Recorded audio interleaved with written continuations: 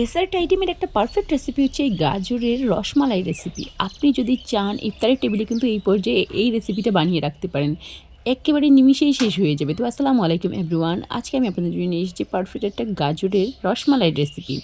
তো সবার প্রথমে এখানে আমি 2টা বড় সাইজের গাজরকে গ্রেট করে নিয়েছি। এখন এটাকে আমি একটা কড়াইয়ের মধ্যে ঢেলে নিচ্ছি। কড়াইয়ের মধ্যে ঢেলে নেওয়া হয়ে গেলে এই পর্যায়ে আমি এখানে নিয়ে নিছি 1 কাপ তরল দুধ। আপনি চাইলে এই পর্যায়ে কিন্তু গুঁড়া দুধও নিয়ে নিতে পারেন।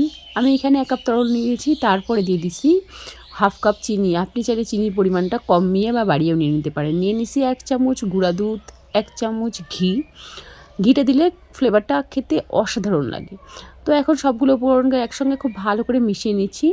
তো মিশিয়ে নেওয়া হয়ে গেলে কিন্তু এই পর্যায়ে আমি গ্যাসের ফ্লেমটাকে লোয়ে রেখে চালু করে দিয়েছি। অনবরত নেড়েচেড়ে এই পর্যায়ে আমি এর মধ্যে অ্যাড করে দিচ্ছি ইয়েলো ফুড কালার। আপনি চাইলে এই ফুড কালারটাকে কিন্তু স্কিপও করতে পারেন।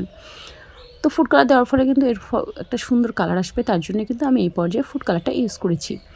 তো ফুড কালার দেওয়া হয়ে গেলে আবারও আমি খুব ভালো করে মিশিয়ে নিচ্ছি। আর আমি এই পর্যায়ে চিনি দিয়েছি আগে, কারণ আমি গাজরের যে গ্রেট করা লেয়ারগুলো আছে সেগুলোকে কিন্তু আমি লম্বা লম্বায় রাখতে চাচ্ছি, তাহলেই তো খাওয়ার সময় দাঁতে লাগলে আসল স্বাদটা পাবেন।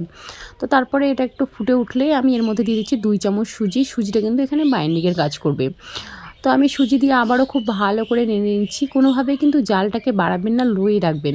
তো লোয়ে রেখে অনবরত নেড়ে চেড়ে আমি এই পর্যায়ে কিন্তু গোটা গাজরের মিশ্রণটা টেনে আসা পর্যন্ত, এরকম খামির হওয়া পর্যন্ত অপেক্ষা করব। যখন এরকম কড়াই ছেড়ে ছেড়ে উঠে আসবে এই পর্যায়ে কিন্তু আমি নামিয়ে এটাকে ঠান্ডা করে নেব। আর আপনি যদি চান এই পর্যায়ে কিন্তু ঠান্ডা না করে গরম গরম অবস্থায়ও নিয়ে নিতে পারেন, তাহলে কিন্তু আপনার হাত পুড়ে যাবে, তখন সেটা কিন্তু আমার দোষ না। তো আমি এটাকে ঠান্ডা করে নিয়েছি। ঠান্ডা করে নিয়ে এই পর্যায়ে আমি এখন লাড্ডু বা রসমালাইয়ের শেপটা দিয়ে দিচ্ছি। আমি এখানে রসমালাইগুলো একটু বড় বড় করে তৈরি করব, তার জন্য আমি এখানে বড় করে শেপ দিয়ে দিচ্ছি।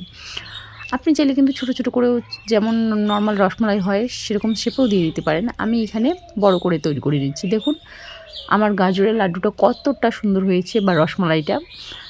তো সরি, বারবার লাড্ডু বলে দিচ্ছি। একে একে আমার কিন্তু সবগুলো রসমালাই তৈরি করা হয়ে গেছে। চলে গেছে এখন মালাই তৈরি করার জন্য। নিয়ে নিছি 2 কাপ তরল দুধ। আমি এখানে কিন্তু 1 কেজি দুধকে আগে থেকে ঘন করে 2 কাপ করে নিয়েছি।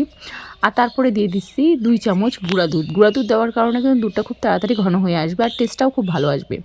গুঁড়া দুধের সঙ্গে লিকুইড দুধটাকে খুব ভালো করে মিশিয়ে নিচ্ছি। আর হ্যাঁ, এই পর্যায়ে কিন্তু আমি গ্যাসের ফ্লেমটাকে চালু করে দিইনি। তারপরে দিয়ে দিচ্ছি 4 চামচ চিনি।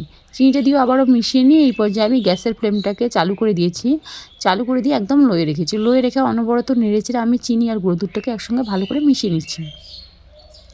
মিশিয়ে নেওয়া হয়ে গেলে এখানে আমি যেটা অ্যাড করব, তার জন্য আমি এখানে নিয়ে নিচ্ছি 2 চামচ কাস্টার্ড পাউডার। আপনার কাছে যদি কাস্টার্ড পাউডার না থাকে আপনি কিন্তু এই পর্যায়ে কর্নফ্লাওয়ারও ইউজ করে নিতে পারেন।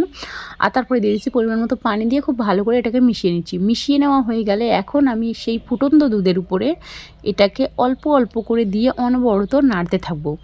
তো দেখুন আমি যেমন করে করছি আপনিও ঠিক তেমন করে করবেন। আর এটাকে যদি আপনি একবারে ঢেলে দেন, না নাড়েন, তাহলে কিন্তু এই পর্যায়ে দলা পেকে যাবে আর খেতেও ভালো হবে না, একটু গুটি গুটি হয়ে থাকবে। তো দেখুন আমি এই পর্যায়ে কিন্তু অনবরত নাড়তেছি আর নেড়ে চেড়ে এটাকে জাস্ট 1 মিনিটের মতো একটা বলক চলে আসলেই কিন্তু দেখবেন যে এটা দুধটা অনেকটা ঘন হয়ে। এই পর্যায়ে এই দুধের মিশ্রণটাকে নামিয়ে ঠান্ডা করে নিয়েছি। ঠান্ডা করে নিয়ে গাজরের যে রসমালাইগুলো রেডি করে রেখেছি, একটা একটা করে এই মালাইয়ের মধ্যে দিয়ে সার্ভ করে নেব। আর খেতেও হয়েছে অসাধারণ অসাধারণ। তাহলে এই পর্যন্তই, দেখা হবে আরও কোনো নতুন রেসিপিতে। ততদিন ভালো থাকবেন, সুস্থ থাকবেন।